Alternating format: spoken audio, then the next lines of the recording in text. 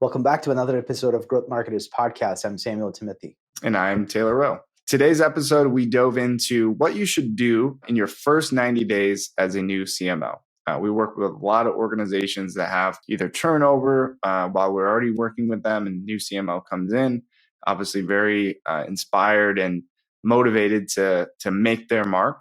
So talk about some of the pitfalls that we see, mistakes that we see, but also some of the CMOs that have done a really, really great job in stepping into the new role and being able to have immediate success and move forward with the organization. And then on the same point, if you're coming into a new organization that you're just trying to take inventory of what's going on and understand who you're working with and what went wrong in the past, and ultimately they hired you for a reason, right? So either that role didn't exist before, or somebody left that organization. Maybe they were let go because you were trending downward, right? So what should you do in your first 90 days as a CMO?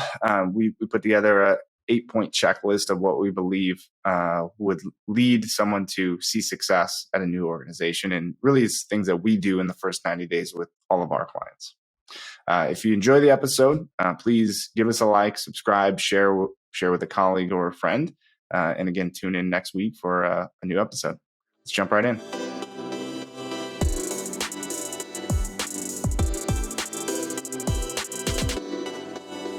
Hey, Taylor, we talked a lot about a lot of the marketing strategies, tactics, the best practices for execution, different channels, KPIs, all of those different topics we talk a lot about. But oftentimes we also talk a lot about practical things an organization need to think about in terms of hiring, training, the resources needed, all of those things. And as a marketing agency, we work with so many different type of industries, so many different type of organization at different stages of their growth, and organizations that has established marketing department, organizations that are just starting out and building up a team internally, all of those different scenarios we've seen over the years. And when we usually are brought in, we're brought in more as a CMO, right?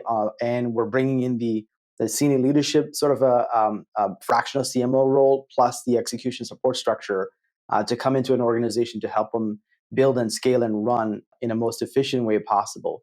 So we have, a really, systematic process of how we take an organization through as we are brought in.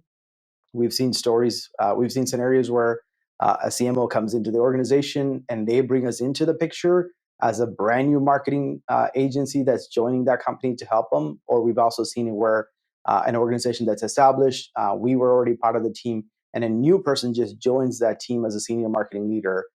And then the kind of things that they had to deal with and also the drastic changes they've made, good or bad, and how that affected the overall relationship and also the company's future. So I think today's episode, we want to kind of talk through about 8 different things that we consider as core areas or kind of a checklist that a senior leader need to have as they are either taking on that role in their first 90 days, what they need to do, or they're brought in and now they're bringing in this agency. So we want to kind of go through those 8 different things. We can call that a checklist or kind of a 8 topics that they should be considering. Yeah, absolutely. And again, the assumption we're making in this sort of exercise or for the purpose of this podcast is that if you're hired as a CMO, you're coming into an existing marketing department, right? So you have some marketing efforts. If you're listening to this and maybe you're hired as a CMO, but you're the first marketing hire and your company doesn't have any marketing efforts, this might not be as applicable to you, right? We're talking about some existing marketing efforts that you need to audit and analyze and understand. So let's dive right in. Yeah. The first one that I would recommend, right? If you're coming in as a CMO, really you're coming into a leadership role, right? It's different than a tactical marketer, someone who's doing the execution of these tasks. You're a strategic thinker, but ultimately you're in a leadership position. So the first thing you need to do is meet with your people, right? Because you're going to be leading a team. You need to understand who are your people, what motivates them to do their job, both internal motivations around their work, their career, but also personal motivations. Get to know them as people and what's important to them. Understand their skill sets, which can be a little bit tricky conversation because you don't want to come off as critiquing or that you're challenging their ability or aptitude to do the job. Really, what you're just trying to do is understand, right?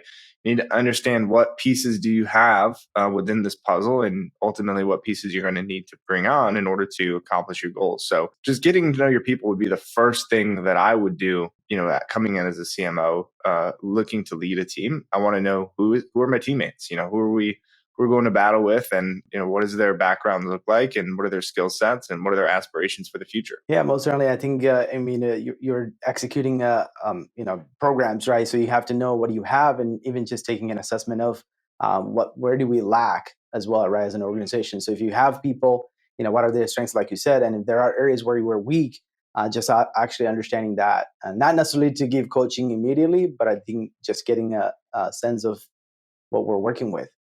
Yeah, absolutely. And along the same lines, I think the second thing I would do is, you look at your people within your department, right? That's what I meant by people. The second, I would look at the organization as a whole. So really, who are we? What do we do? What challenges do we face, both internal and external? What is the perception of the marketing department, right? If you talk to the CEO, you talk to the sales team, you talk to HR department, you talk to anybody within the organization, how do they view marketing, right? Is marketing within the organization historically been a cost center, meaning it's just something, it's a necessary evil. We spend money on marketing, but we don't really know, right? We spend money on trade shows. We spend money on, gift baskets. We spend money on, company swag, t-shirts, pens, bags, whatever. Or has it been a revenue center for us, right? Is it a consistent way for us to generate leads? I would meet with the sales team. I would understand their sales challenges. I would understand, when you think of marketing, how does, if the marketing department went away tomorrow, how would that impact your job? Right? What percentage of our revenue is marketing sourced versus sourced through traditional sales efforts, right? What can we do as marketers to, improve your life, right? Are you happy with the leads? Are the leads that the marketing team sent over, are they a burden to you? We've worked with a lot of organizations where there's a huge disconnect between the marketing and sales department, because the sales team looks at the leads, right, that the marketing team is generating as these are ebook downloads or Facebook lead gen ads, and they get hundreds of them and they have to call them, but nobody answers, or when they do answer, they don't remember filling out a form. They don't know who you are, right? So there's a loss of trust between the marketing and sales team that needs to be regained. So again, just like we talked about with the first step is like, we're not looking to change anything immediately. We're not looking to condemn any previous strategies or people that have been in these roles. We're just looking to understand what's been going on. What is the perception of the marketing department? And again, who we are as an organization and what we do. So that would be my second thing. So, look at the people within your department and then look at the organization as a whole. Yeah, and I think when we're, especially as a newbie, right, even if you have a very senior role as your job function, but I think the seek to learn and seek to understand sort of an attitude and mentality is critical in this sort of a stage, right? Because you really want to make sure that if you're approaching the sales leaders or the other different departments or whatnot, right, just to getting to know the business as a whole. And Yep. not to be judgmental, but just to say, hey, I'm here to just understand what have we done, who are we as a company, what are our strengths, what are our weakness, and getting to know that from that perspective. Yeah, and it can be a delicate subject in conversation. And we experience this as an outside agency quite often when we're brought in, because we may be brought in by a CEO, or we may be brought in by a CMO, and they have an existing marketing department, or we're working with a sales team to customize their CRM and understand their sales process. And you have to be careful with how you ask certain questions and just get to understand, because that is what we're trying to do. As you mentioned, we're just trying to understand. We're not saying that what we're currently doing is wrong, or even if it is, not standard practice, it doesn't mean that they, it's not like they intentionally did things wrong, right? Is there an opportunity for us to learn and improve our process? And there always should be an opportunity to improve, but you have to build that culture of mutual understanding of, hey, we're all on the same team here. We're trying to improve. And that includes us as an agency. That includes you as the new CMO. Is like, there may be some areas of self-reflection where everyone needs to improve, right? So that's really what you need to establish from the beginning is, hey, we're all on the same team. I'm not here to condemn anybody. I'm not here to, if we found out that, we were wasting tens of thousands of dollars in ad spend every month previously, that happened in the past. We need to understand it. We need to fix it, but it doesn't necessarily mean we need to, fire anybody because again, they were misinformed or they had the wrong strategy or whatever that may be. We're talking about how do we move forward. And that's really all that needs to be established. Yeah, and I think if they get the sense that their job is on the line, they're less likely to be cooperative, right, and working with you to solve the problem, as opposed to just like, hey, I'm afraid my job is on the line, so why would I even disclose much information about historical data? Right. You want to remove that fear of, like you said, getting fired for something that happened in the past. And so the third thing that I would look at, right, if you look at, okay, we've met with people within our department as well as the rest of the organization. We're getting a better grasp on who we are, what we stand for, how our organization is structured, how the perception of the marketing team is across the organization. Then, of course, if we're going to be responsible for driving leads, driving revenue, filling pipeline for our sales team, we need to really understand our product or service, right? Depending on the type of company you are. So I would go to the frontline workers, whatever that means to your organization, right? So if you're a product company, whether you have a software, whether you have a physical product, meet with the people that are creating that product, whether that be engineers, developers, architects, whoever is actually developing the product, or people that are servicing the product, if they're consultants or if they're people, if you have a service contract, depending again on your organization type. I would also meet with the sales team from that perspective, because a lot of times the salespeople are the frontline workers. They're the ones hearing all the challenges, objections from the clients. And then one step further that, believe it or not a lot of marketing people do, which I think is critical for your success in the role, is meet with your clients, right? Meet with your top customers, meet with your worst customers in terms of people maybe who have canceled service with you or worked with you in the past and then never came back. Meet with prospects that got all the way to the end of the line but decided, hey, it wasn't the right fit, or they went with a competitor. If you met with 3 clients within each of those buckets, right? Your top customers that you had for a year that then canceled, and then prospects that decided to go somewhere else, I think you'll learn a lot about what your organization really is, or again, the perception of your organization, because internally you can meet with the CEO or founder and they can pitch this great vision of here's who we are as an organization, but none of that matters. It only matters as marketers how the outside world, how your customer perceives your product or service, right, and your organization. So that's who I would meet with to really get a better understanding of a product and service, and just get as much feedback as you can. Again, if you're talking about, hey, you're going to prospects that we lost those deals, it's much easier as a marketing conversation to say, I'm just looking for feedback, doing some market research, that you're not trying to sell them or win them back, right? If you're calling as a salesperson. So that's really a great place to start when learning about your product or service. But I would do that after you meet with your own internal frontline workers, so you're more educated around what it is we're actually delivering or promising or think that we're promising to these clients. And then meet with your clients. Yeah, you might be surprised to find out that what we believe as our product or who we are as a company is probably not what you hear from your customers or from your past customers. So I think that's a good learning that you can actually apply in your future steps that you need to take in terms of how do you change that perception. Right. Yeah. And if you just took those 2 things, right? If you ask your top salespeople, you ask your CEO, why do companies work with us? And if you can describe that in one sentence, right? Like, why did companies choose to work with us? And then you ask your top clients and the clients that didn't work with you, like, why did you choose to seek out and work with us? And see how closely aligned those are. Like, what value do we bring to your organization? See what they say. Because like you said, you may be surprised on the answers, and that gap, that difference, that's your job, right? That's what we have to do to overcome as marketing, is like either adapt to, well, actually our value that we're bringing is not what we thought it was. And we're getting consistent answers from our clients of our value is something different than what we thought it was, or they don't fully understand our capabilities.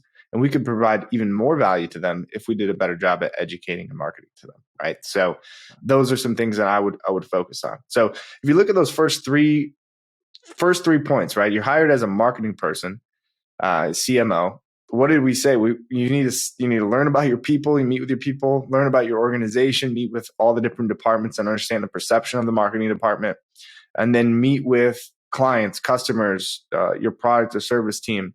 We haven't done anything in terms of changing marketing efforts, auditing, marketing plans, looking at Google Analytics, like none of that quite yet, right? And that goes along with what we talked about with seeking to understand, not change, not challenge, not critique, right? It's about just understanding who we are first before we, make any assumptions or make any changes to what's going on. So really that would be, for me, as the first 30 days, I wouldn't make any changes to the marketing, actual marketing. I would do those first three things.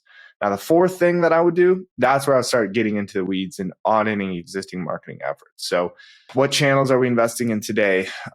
Looking in our CRM, our marketing automation, if we're using Salesforce, if we're using HubSpot, understanding where we're sourcing these leads from, the sales velocity, quality of the leads, quality of traffic.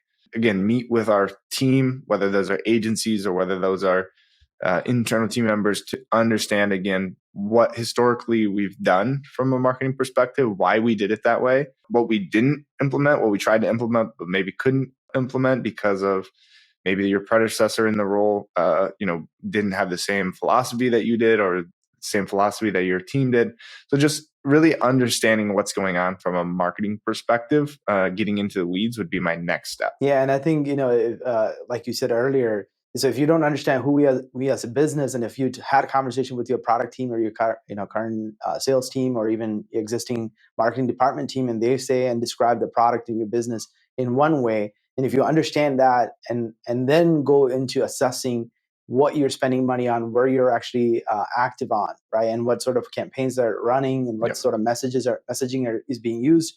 Now you're much more prepared to even assess that data and understand why. What was the reasoning behind whatever might be active. Right. What were the goals associated with our efforts? I think that's a very important point, is like, what are we doing today and why are we doing it? And what was our expected goal, right? Because that we see a lot of times either a new acquisition will happen and a new set of marketers come into this company, and you just look at everything in black and white on paper, right? And this landing page is not great, or the bounce rate here is too high, or our traffic from organic search went down, or our traffic from paid search went down. And it's like, marketing is not black and white. There's no one metric you can point to look at success from, Google Analytics or anything like that. I mean, one metric you look at, I guess, ultimately is revenue, right? So I would look at what was happening and then seek to understand again, why did we do something like this, and what were we expecting in terms of the results? It's okay if it fell flat, but what you don't want to do is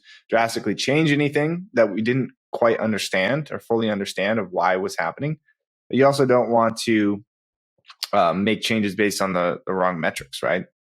Or make the same mistakes that, have been made previously. We see that a lot where new marketing director, CMO comes in, and, that we've had it, right, with clients that we've had for 5-10 years, and they'll have over those times, 3, 4, 5 different marketing directors, and they all do the same thing when they first come in. We redo the website or redo the messaging right away. And so now it's like we're redoing this every 3 years and completely throwing everything away that's been done, without everybody being on the same page. And I think sometimes, like you said, the kind of activities that you may have tried in the past and you may have already kind of deemed it not effective. And then if you're doing something different today and you're going back to 4 steps by saying, oh, let's try to do this, or like you said, jumping to quick drastic changes immediately without really having the historical context of why are we doing what we're doing today. Right.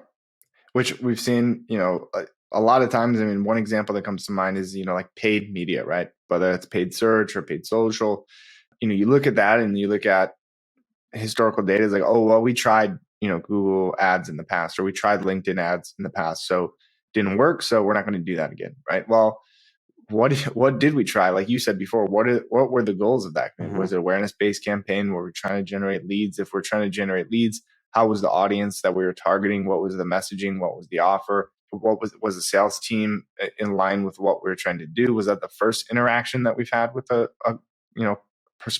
prospect, right? Where we just offering a demo of our software to a completely cold audience who's never even heard of us, right? So all of these things need to be taken into context and into perspective before you can just write something off. And again, you could have somebody internally was managing that had a ton of ideas for improving the campaigns, but the previous CMO shot it down because, we spent, $10,000 in 2-3 months and it didn't generate the expected results. So they gave up on it. Right. So you don't go in there, and we don't need to, fire that person because they didn't accomplish their job, because they had a lot of ideas, but the culture at the time wasn't accepting of their ideas. They didn't actually attempt to improve Yeah, it. and you don't know what the market condition at the time was, right? I mean, it could have been a downturn in the economy, and they had to pause paid campaigns or whatever those things. There's a lot of things, right? I mean, imagine someone who's actually coming into an organization that just went through a pandemic and not necessarily realizing what could have been the scenario in that case, right? Maybe there was cancellation issues with customers and not having enough new customers added, and they had to probably cut down on their marketing spend. A lot of things were paused, and now coming back and then questioning, well, why didn't we do this and why didn't we do that? Without really having Yeah. that knowledge of what was happening before they joined. Yeah. And that's why, again, I think the first step is meet with your people, because you want that value is, I mean, it's hard to even calculate how much that value is, a meeting with those people to have that information of in between the lines, right? Of in between the numbers. We've seen so many times where, a new CMO comes in, then the entire department, starts getting uneasy and they jump ship. And now all of a sudden in a 3 months time, we have complete turnover in the marketing department. So the CMO and then all the people that are actually doing the jobs, doing the work is all new, and they have no information on historical data, right? So if you can get any bit of information from your marketing team first, and instill that confidence in them, and hopefully try to get them to stay, that's a lot of value that you're going to get in the long run. Again, so you don't make the same mistakes. Yeah, and sometimes we're not saying that there shouldn't be any sort of turnover, or no person should be let go. But I think that could be a problem too. Sometimes you had people who are super comfortable in their role, just keep doing the same thing for the last 4 years, and they don't want to change, or they don't want to adapt to whatever new thing. That could be the case in some scenarios, but I think our goal here is just to make sure that you are investing as much time to really engrave yourself into, right, to the organization, and get to know what is happening, who was involved, and what is. And we still haven't talked about setting new goals or doing any of those things, right? This is just still understanding what actually happened. Right. So yeah, you look at those first 4 things, right? And like we said, we've audited everything. We've met with all of our team members. We've trying to gain a deep understanding of who we are as an organization and the product or service that we deliver. Now it's time to obviously organize and share your findings with the rest of the team, right? So this includes top down. We need top down buy-in from the CEO, from senior executives. If you have a board of directors, like, we need to explain what our, from the outside now coming in, what is our perspective of the current position of the marketing department and the organization as a whole in terms of our growth, and share our findings of, here's our strengths, our weaknesses, right? Here's where we have gaps in terms of our team, our knowledge, our skill sets, whatever that may be, and make sure everyone's in agreement. Obviously, again, you don't want to make any assumptions with your research and your findings. They might have answers for that, right? We might say, hey, our traffic is on a downward trend, and someone internally might have a reason why of what happened. Maybe it's a good reason, right? Maybe we're getting a lot of irrelevant traffic in the past, and we consolidated some pages and redirect some pages and all those kind of things, and did everything the right way, but our traffic ultimately went down, but our conversion rates went up and our quality of leads went up. So needing to understand that, you need to organize your findings, put it into some sort of formalized presentation, documentation, and talk about, hey, here's where we are, here's where we want to go, and here's what I think we need to do in order to make that happen. Yeah, that point you made is super important, because I think we've seen that happen with organizations that we became a part of. We would identify they were writing very long form top of funnel content, and that was just very general keywords that would drive a ton of traffic. And then when you look at the data and then you stop producing such content, you get hyper focused on the audience that you're going after and the type of topic that you create content around, you would see a drop in your overall traffic. Right. But then what you would end up seeing is an increase in the quality of inquiries that comes through, and the level of, the type of contacts that you actually end up generating.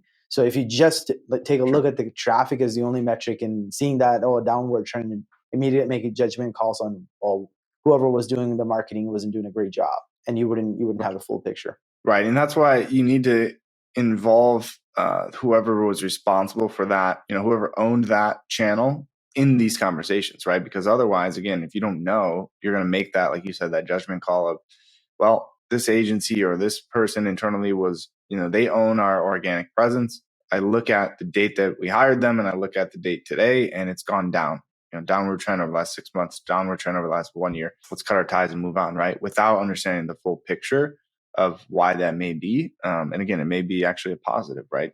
There may be external factors. I mean, there's obviously algorithm updates all the time. There's increasing competition all the time. So it doesn't necessarily mean that it's still not the right person or organization for the job. We just need to involve them in those conversations and hear their side of the story. Most certainly.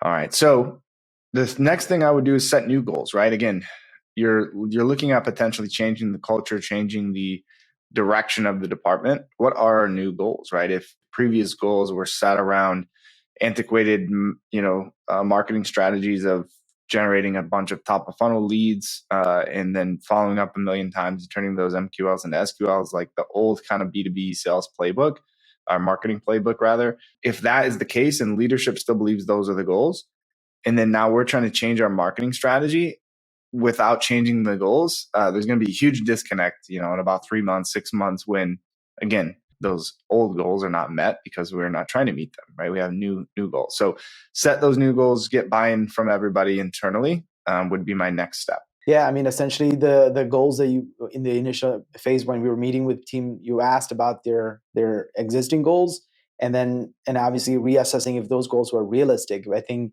we often talk about the SMART goal, right? Specific, measurable, attainable, realistic, and time bound.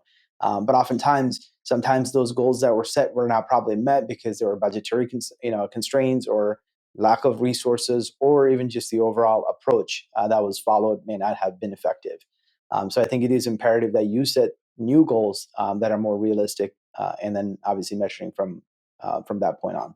Yeah, and depending on the state of your marketing strategy, sometimes it's, I hesitate to say this, but sometimes the goals are too big, right? Because we're just getting started and then your goals are like revenue-based goals when there's more activity-based output goals that we need to focus on versus the outcome goals, right? It's like, well, we know that this is what we need to do. If we want to become a thought leader in their industry and we want everybody in our category to think of our company when they think of, X, Y, or Z, then we need to create content on a consistent basis in these 5 formats, right? So rather than look at, okay, well, we need a measurable outcome of we need 100 leads a month.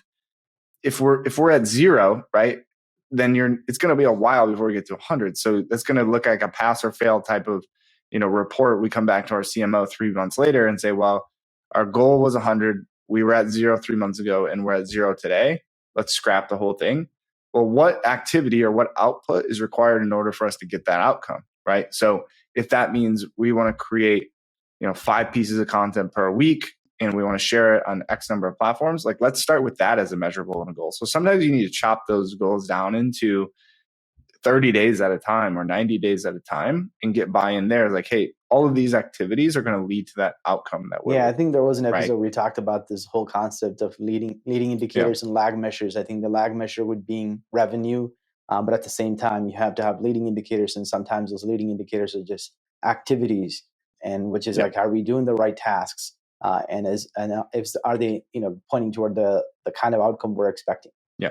Absolutely. So now you've organized your thoughts, you've built a marketing strategy, you're starting to understand where you want to go from strategy, you've set goals, and you're going to work backwards from those goals in order to figure out what activity needs to happen in order to get that outcome. Next, what I would build is what I would call as a marketing investment plan, right? So inevitably, you're going to need to make some changes, and those changes are typically going to require some capital. And I would look at that into 3 main categories: education, your team, and your technologies, right? So in terms of investment, how do we invest into our people in terms of education? What are the skill set that we're missing, or where can we improve upon? And there should always be, no one is a master of marketing, especially today when we talk about digital. Things change every single day. So where can we improve our skill sets and invest in education into our own team? Then second, when I look at team, I look at this separate because I look at this as personnel, right? So where do we need to hire? So yes, we can bridge some gaps by investing into our existing team, right? Because they may be missing some skill sets. Can we train them? Can we teach them so that they can fill that role? But if we're looking to grow as an organization, we're going to need to grow as a team, most likely. So in terms of personnel, where do we need to hire? Where does it make most sense for us to hire internally? And where does it make most sense for us to hire externally? I would look at this as a cost. And I would look at this as a speed to, or a time for repayment, however you want to look at that, is like, if we need, let's say we're talking about, something specific like search engine optimization, right? If we don't have that skill set internally, how long is it going to take to educate our team? What is the cost going to be? Then from the point that they feel educated enough to start implementing changes, how long is that? What is that learning curve? And then how long is that going to take to actually drive results? Versus, do we hire somebody internally that has worked in SEO for 5 years or 10 years, right? Or do we hire an agency that has a whole team of resources, right? When we look at all the different components of SEO, technical components, content writing, content optimization, on-page optimization, organization of all the pages and structure, the authority of our website, and the ability to get published on other websites and build quality links to the website. Like, what does that actually take to happen? And does it make sense to hire that personnel internally or externally? That would be my next step. And then the third would be technology, right? So obviously we have a lot going on. We have new goals, we have new strategies, new plans. What technologies can we invest into to allow our people to increase their capacity as in terms of their workload, right? Their output. Is there automation that could be built? Are we spending a lot of time building manual reports, segmenting lists? Our email engine, what does that look like? Our marketing system to, the way that feeds into our CRM, our sales team, what does that look like? So are there technologies that we can invest in to actually save time, save money, or increase output? And then ultimately, are there technologies that we can invest into that will provide us more clarity, that allow us to make better decisions that ultimately increase our ROI on our marketing, right?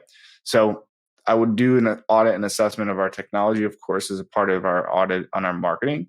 But I would, in terms of our investment plan, I would look at those three areas. Like, what education can we invest into? Where do we need to hire personnel to fill those gaps, whether that's internal or external? And then what technologies do we need to invest into?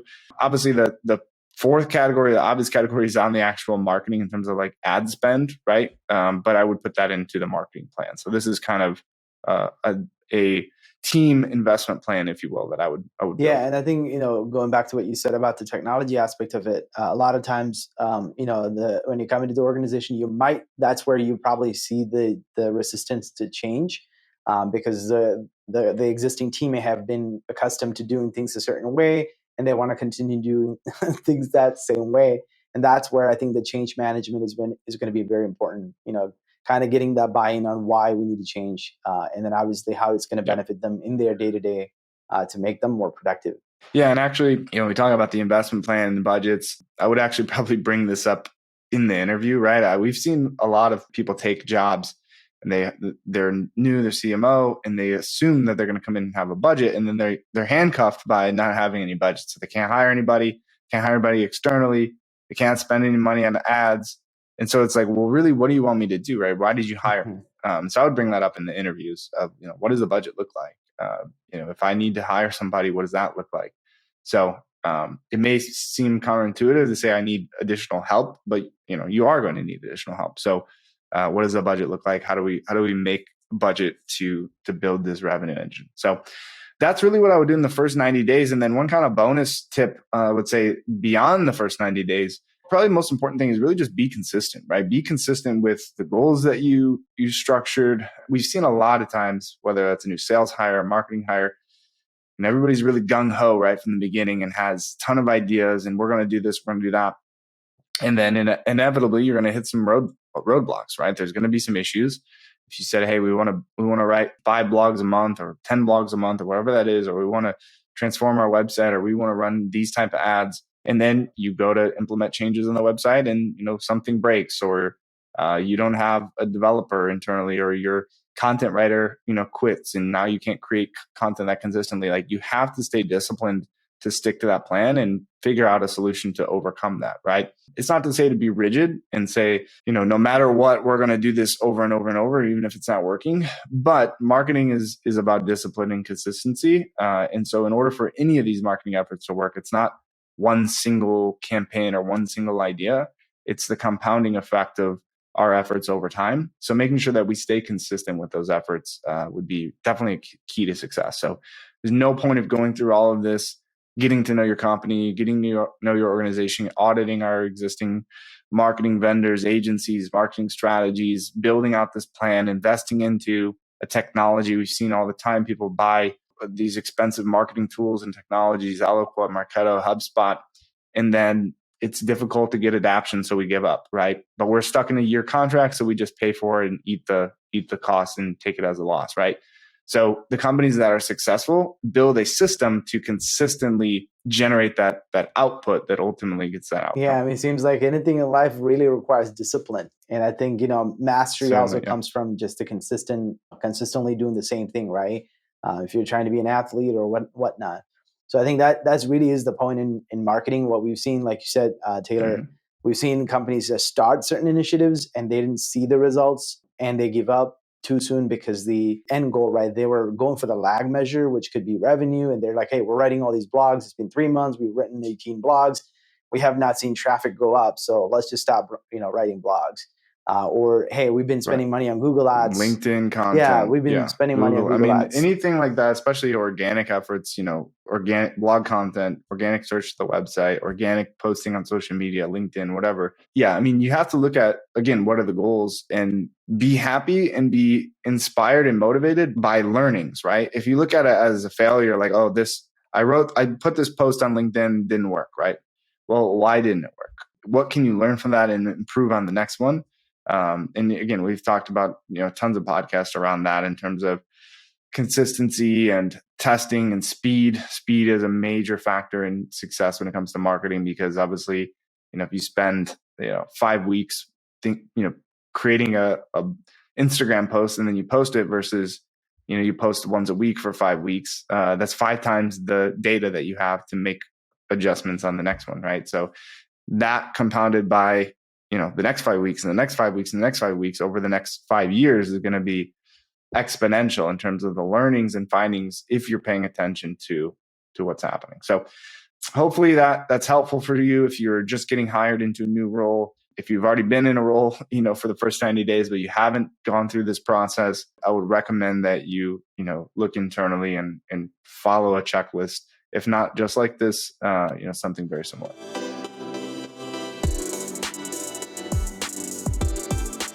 Growth Marketers is brought to you by One IMS, helping you reach new heights through integrated marketing.